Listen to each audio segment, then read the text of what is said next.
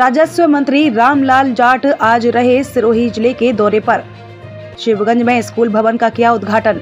तो जावल में स्कूल भवन, अस्पताल भवन तथा 132 kV GSS का किया शिलान्यास। कलेक्ट्रेट स्थित आत्मा सभागार में राजस्व अधिकारियों की ली बैठक। प्रदेश सरकार में राजस्व विभाग के मंत्री रामलाल जाट आज एक दिवसीय दौरे पर सिरोही पहुंचे, जहां उन्होंने सबसे पहले शिवगंज शहर में नवनिर्मित बालिका स्कूल भवन का लोकार्पण किया।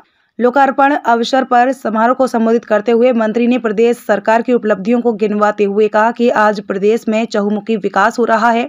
शिक्षा के क्षेत्र में हो या चिकित्सा के क्षेत्र में, आज प्रदेश देश का मॉडल बनता जा रहा है।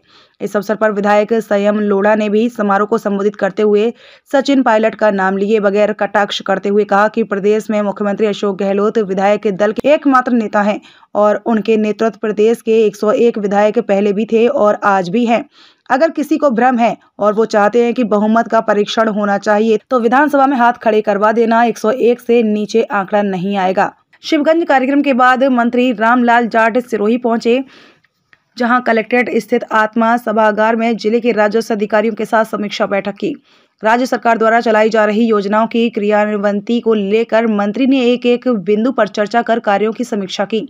बैठक के बाद मंत्री जावल पहुंचे, जहां मंत्री ने बालिका स्कूल के विज्ञान भवन, नव क्रमोन्नत CHC के लिए नवीन भवन तथा 132 kV GSS का शिलान्यास कर क्षेत्र वासियों को बड़ी सौगात दी। रमेश टेलर की रिपोर्ट। बताओ, ये उपलब्धियां सब किसकी बदौलत है? ये सब उपलब्धियां है अशोक गहलोत की बदौलत, राजस्थान के मुख्यमंत्री की बदौलत, कि कोरोना में जिसने 400 वीडियो कॉन्फ्रेंस की और राजस्थान के लोगों को जिंदा रखा। अब मैं अखबारों में पढ़ता रहता हूं, आपके ही कुछ सहयोगी बातें करते रहते हैं, मुख्यमंत्री को बदलो, परिवर्तन करो। अरे भाई, आपकी पार्टी ने तो अभी चुनाव के जरिए अध्यक्ष का फैसला किया है, तो आप अपनी पार्टी के लोगों के जाकर के सलाह देना कि मुख्यमंत्री तो तब बने रहते हैं जब 101 विधायक हो।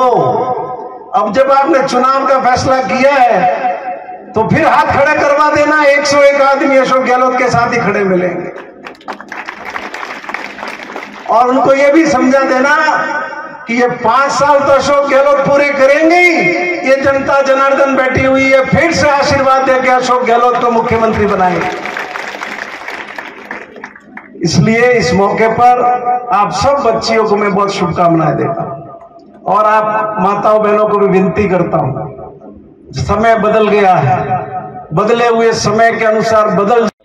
देखो, डेमोक्रेसी में हर आदमी को बोलने का अधिकार है।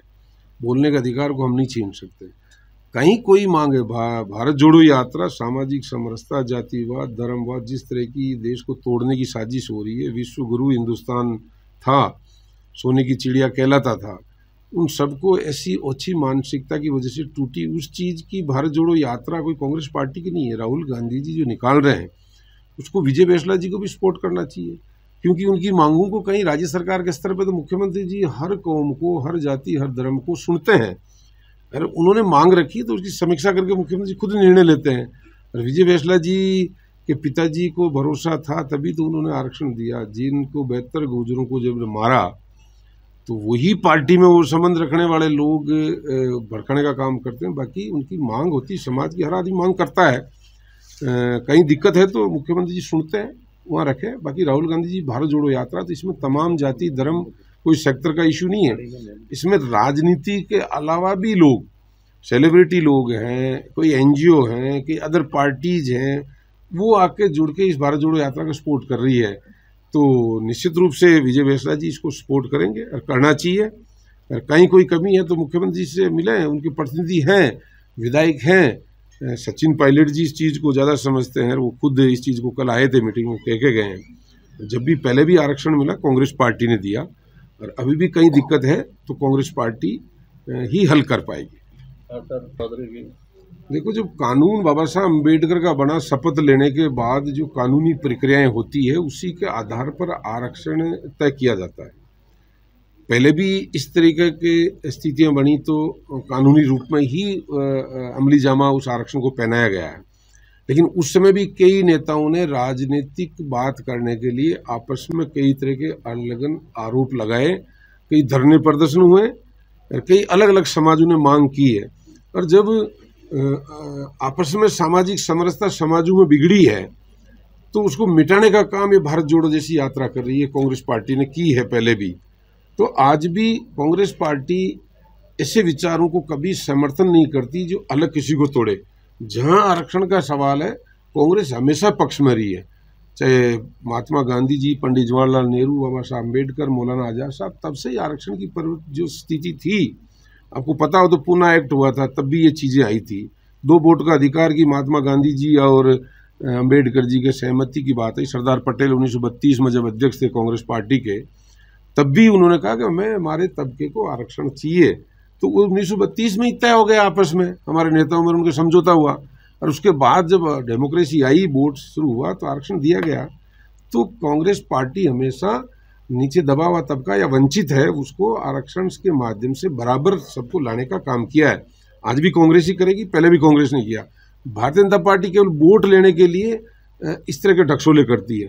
कोई आरोप प्रत्यारोप लगा में भाई, जब आप कह रहे हो, वो भी हमारे साथी हरीश जी, मांग उठाना उनका काम है। कोई ऐसा नहीं कि मांग नहीं उठा, मांग उठा सकते हैं, लेकिन जब दायरे में मुख्यमंत्री जी इन चीज़ों को समझ रहे हैं, सब आरक्षण उन्हीं के हाथ से हो रहा है, तो आगे भी वो देंगे, वो देख रहे। कल उन्होंने आश्वस्त भी किया, कल उन्होंने खुद मीडिया के सामने आके आश्वस्त किया है कि सबकी समीक्षा करा रहे हैं। पहले भी उन्होंने कहीं ऐसा नहीं कहा कि इसको हम आरक्षण किसी को नहीं दे रहे, उसको समीक्षा कराने के लिए कि सैनिकों को भी उसको फायदा, कहीं नुकसान नहीं हो, भ्रांति नहीं फैले। आरक्षण वाले में सबसे पहले चिट्ठी, नोटशीट रामलाल जाट की गई हुई है, मैं तो नहीं बोला कभी। सबसे पहले जिन जिन नेता ने जो इश्यूज टीवी के सामने उठाए, उससे पहले ही मेरी नोटशीट गवर्नमेंट के पास गई हुई लिखित में। लेकिन हमारा दायरा है, हमने दायरे में मांगा कि उनको भी नुकसान नहीं हो, इनको भी नहीं हो। आज आपने पूछा तो मैं बोला, नहीं पूछते तो आज भी नहीं बोलता। जो चीज़ हकीकत है, जहाँ हक बनता है, हमने शपथ ली है कि सबकी साथ लेके हर जाति हर धर्म को आगे बढ़ेंगे। विधायक की शपथ भी ली और एज ए मिनिस्टर की शपथ भी ली। उस दायरे में हम हमारी बात रखते हैं, अरे उसी का कानूनी सम्मत सबको मिलेगा, कोई दिक्कत ही नहीं। 2021 के सर्वे